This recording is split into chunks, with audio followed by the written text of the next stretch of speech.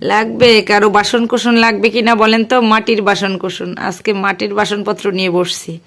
এর আগে আমি একটা ভিডিওতে দেখিয়েছিলাম যে যেখানে মাটির বাসনপত্র বানায় আমি সেখানে গিয়েছিলাম, সেখান থেকে কি কি নিয়ে আসছি সেই ভিডিওটা করব, কিন্তু আসলে সময়ের স্বল্পতা, শরীরটা তেমন একটা ভালো না, স্কুলের ব্যস্ততা সব কিছু মিলিয়ে আর করা হয় নাই। আজকে একটু দেখাবো যে আমি সেখান থেকে কি কি মাটির জিনিসপত্র নিলাম। এই যে চিতই পিঠা ভাজার একটা সাজ আর একটা ঢাকনা, 4 চোখের বেশ বড় সাইজের একটা সাজ,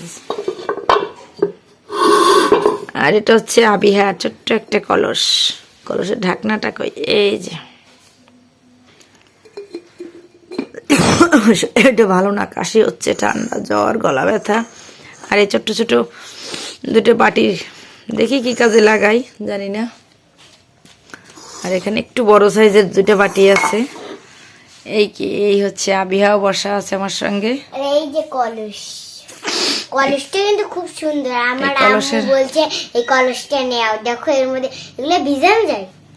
হ্যাঁ, এগুলো ভিজান যায়, কিন্তু ভিজান যাবে। এর মধ্যে পানি রেখে আমার কলসে আবার মগে ঢেকে রেখে দিবে, এই গেল। আর এই হচ্ছে একটা প্লেট, প্লেট। আর এতে হচ্ছে কি ভর্তা করে জানেন?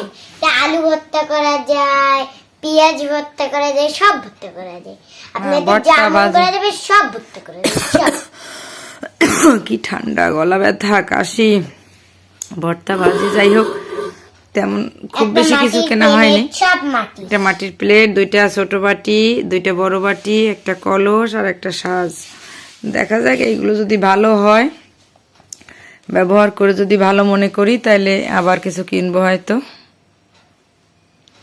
অনেকে ইদানিং দেখছি যে মাটির জিনিসপত্র খুব ব্যবহার করতে শান্তি পাচ্ছেন।